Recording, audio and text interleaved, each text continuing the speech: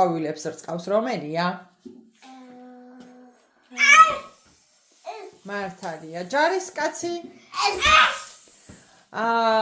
ცირკი რო იყო ბაღში მოსული და რო გაგართოთ? კბილის ექიმთა რო იყო დანი? ხატვის მასწავლებელი? რო დაგვაჯარიმა მანქანაზე? ბაღში გემრიელ საჭმელებს ვინ გიკეთებს? გეგა რომელი არის ფეხბურთზე რო დადის?